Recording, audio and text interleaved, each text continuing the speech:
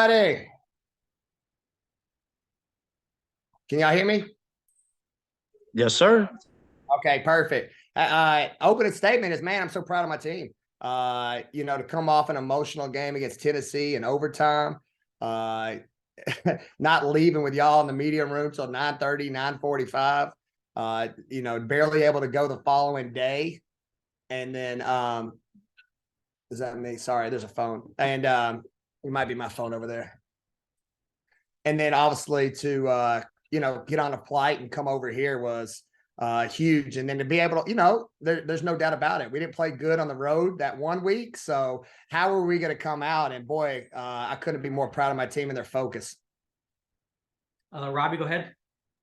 Sam, a couple weeks ago, I'd asked you a question about Kayla, and she was struggling from the field in those two losses that y'all had. The last two games, she's just been on fire. She had 24 the other night, 20 tonight, and was just hot all over the court. I mean, how happy were you to see her get out of that mini slump? And I mean, I know you were confident she was going to be able to do it. Yeah, because she showed me earlier this year how special she is. I referenced to you all, I think she's a female Dwayne Wade, who's a Hall of Famer. She does stuff that you just can't coach. There's no play I need, just play. And I think it speaks volumes because, obviously we're in higher education and college that, these are life lessons. All right. How do you respond and how you grow up? She had a bad week and she doesn't score, and that's her character. She got in the gym, she rolled up her sleeves and she worked. And now to have back-to-back games is a statement of who she is and where she can go. Stefan, go ahead. Sam, I know you talked a bit about them after the Tennessee game, but, in terms of scoring, it wasn't the biggest night for Jessica, but, how much does it help to have, now Romani and Danae coming off the bench and just have that depth at that position? And how much do you feel like that's benefiting you guys defensively? I told y'all, let me get healthy. Let me get healthy, especially in a game like this because we're tired. That first quarter, I looked at the staff in the first 5 to 6 minutes and I said, oh, God, we got to sub quick. And when you look at the box score, that's what I love about my team. Like Annie Hayes, it's 20 minutes and she's getting after it. And she played 40 against Tennessee. But because I got Danae and Romani, I could sub a lot of people. And I told the team, this is not a game I'm going to go with you for long periods. We're going to wear them out. And if we can play people 2.5 to 3 minutes, then we're going to win this game. And they bought in because they want to win. John, go ahead.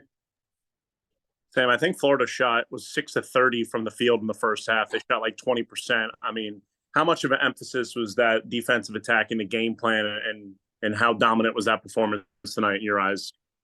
It was huge. I mean, I talked about it during that off week. The reason I think we had failures because I need to shut up. I'm overcoaching. And we went back to the basics. We got to get after defensively. I told him, let's bring back that Bulldog mojo that had us top 10 in the country in points per game. And man, let's try to create some easy buckets off our defense. And I thought we did that tonight with 11 fast break points. Robbie, go ahead. You had that short rest and you had, 2 overtime games. You talked briefly about that and just the time, late at night and all that stuff. But you had the short rest, you're traveling. But to come out and have the energy that you had, and I think y'all had some struggles in the first quarter from a turnovers perspective, and y'all kind of corralled that. But to have the energy that you had and to come out and have this kind of performance on the road, I mean, did you see that coming this week leading up to this game? I did because I talked about it at Tennessee. That time they got in the huddle and they circled and talked to each other and they didn't even let me in. That's my cloth. That's what I left at Louisville with 2 Final Four teams where it's player-led. We've done our job as a coaching staff. Now let's let the players go to work because they came here this summer. They put the work in the fall. They're grinding. They know what to do, and they don't want to be denied. February is a simple month. It's either pretenders or contenders. All right. And my kids want to contend, and that's why we have a slogan for Why Not Us. Stefan, go ahead. You've talked a lot about, Courtney Weber in the past, and even on nights where she maybe hasn't had the best numbers. And today, she gets, 6 rebounds and a couple assists to go with the 3 points, I guess. What's it like having a veteran player like that who can kind of step in and any role you kind of give her on any given night? Huge. I told you when I took this job, it's funny because how fate works out. Remember, I recruited her at Louisville and she turned me down. And then I get the head coaching job and I say, you going to turn me down again? And she says, no. And it's just a cool little relationship, obviously, because she'll do anything. She'll run through a wall for me. And most importantly, I'll run through a wall for her. And she'll play any position on the floor and she doesn't complain. So you can't put a price tag on that, what she brings to our team. And then obviously it's always a bonus when she makes shots and makes plays, and she did tonight. Robbie, go ahead. Do y'all talk much about postseason? Do y'all focus on one game at a time, or are you kind of a goal-oriented guy where, I mean, you put that up there like this is what we have to do? I mean, what are those conversations like with your team? Yeah, we talked about today. You know, I think we were at 7th place in the SEC and Florida was 10th, 8th. We knew that this was going to be a heavyweight fight because Florida's trying to get in the NCAA tournament too. So I told them before the game, don't just take this as another road test. Take this as we're trying to go somewhere. Like, you got to be blunt, because I never want a game to end and then have regrets. It's my job to let you know, you told me you came here for these moments. So let me tell you what the stage is at and where we're at. And if you want to play in March, you got to win these games. And I got a mature group. And again, that's why they came to Mississippi State, because they want this. So it's good conversations. We're in a good spot, and I like where we're going. Got time for maybe one or two more.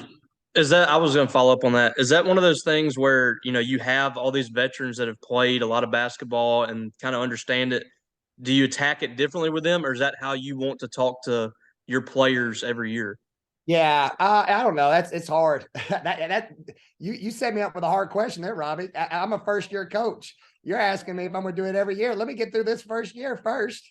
And next year I'll answer that one. But right now, like I said, man, with the portal and everything, college athletics has changed. There's no more 3-year, 4-year processes. If you go about it right, which again, I'm fortunate to have one of the best staffs in the country who are elite recruiters, and they're great in skill development. We can get kids better. We can change the culture. And I think we're doing that in year one. All right. Thanks, everybody.